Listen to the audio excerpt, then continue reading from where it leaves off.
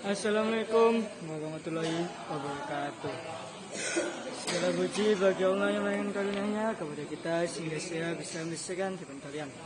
Salawat dan salam yang dicurahkan kepada junjungan besar Nabi kita, Nabi Muhammad SAW. Dan yang terhormat pula untuk Abi Hanif dan Muda selaku penasihat pondok pesantren Super Kamal Lagai Kita, dan yang terhormat pula untuk keluarga saya yang ada di rumah. Saya akan mempresentasikan film saya pada malam hari ini tentang kisah-kisah dalam Al-Quran. Kitab Ulumul Quran. Kisah-kisah dalam Al-Quran. Kisah-kisah itu berasal dari kata qasasu yang artinya mencari atau mengikuti jejak. Dan qasasu itu berasal dari kata berasal dari bentuk masdar kata jamak. Dan ada juga bisa dikatakan dengan kata qasas, yaitu berita yang berurutan. Jadi qasas itu yang mencari jejak, sedangkan qasas adalah berita yang berurutan.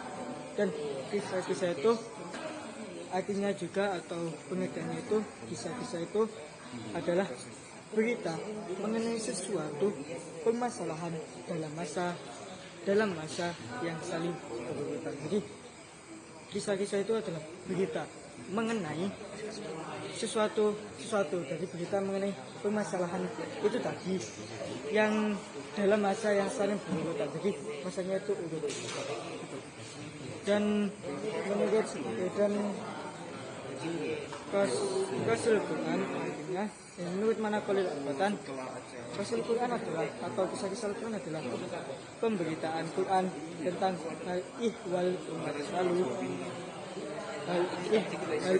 umat lalu atau nubuat terdahulu yang peristiwanya telah terjadi. Jadi kalau Rasul Quran itu kisah-kisah dalam Al-Quran itu adalah pemberitaan yang dalam kitab Al-Quran. Jadi terdapat hal-ihwal umat yang lalu atau nubuat, yaitu nabi-nabi yang terdahulu, dan peristiwanya itu jadi peristiwa tentang nabinya itu telah terjadi dan tinggal dikisahkan kembali sebagai suri teladan.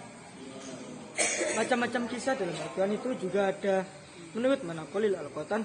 Kisah-kisah yang pertama, macam-macam kisah Al-Quran itu yang pertama ada kisah para nabi. Kisah yang para nabi itu mengandung dakwah, mujizat dan lain-lain.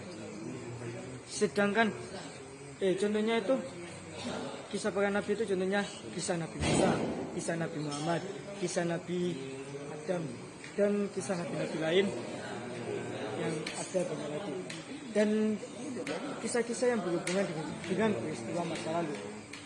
Kisah yang berhubungan dengan peristiwa masa lalu itu dan orang yang tidak dipastikan kenabiannya. Contohnya orang yang tidak dipastikan kenabiannya itu contohnya Raja Zulkarnain. Ada juga kisah Nabi Khidir, ada juga kisah kalau yang berhubungan dengan peristiwa masa lalu itu contohnya kisah ribuan penduduk yang keluar dari kampung halamannya. Ada juga kisah kaum Ad, kisah kaum Soleh dan lainnya itu. Kisah-kisah yang berhubungan dengan peristiwa Rasulullah adalah kisah-kisah yang telah terjadi pada masa Rasulullah. Contohnya pada saat perang Tabuk, perang Badar, dan ada juga tentang peristiwa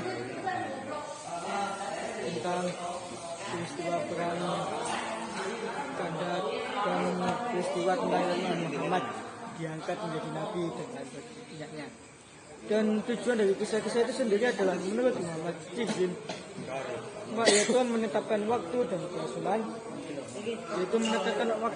adanya waktu dan kerasulannya. Dan selanjutnya ada agama semuanya itu berasal dari Allah Subhanahu Wa Taala, bahwa agama semuanya itu Kristen itu dari Allah, tapi dirubah sama orang itunya. Kayak disisakan lah, kitabnya juga diubah. Dan kayak agama Islam itu dari agama semuanya itu satu Tuhan, dari Tuhan yang Maha Esa. Tetapi dari banyak agama itu hanya agama Islam lah yang tetap pendiriannya pada menyembah Tuhan yang Maha Esa. Yang selanjutnya adalah menetapkan dan menerangkan cara tempuh Nabi dan dalam dakwanya, yaitu menerangkan bagaimana Nabi itu dakwah.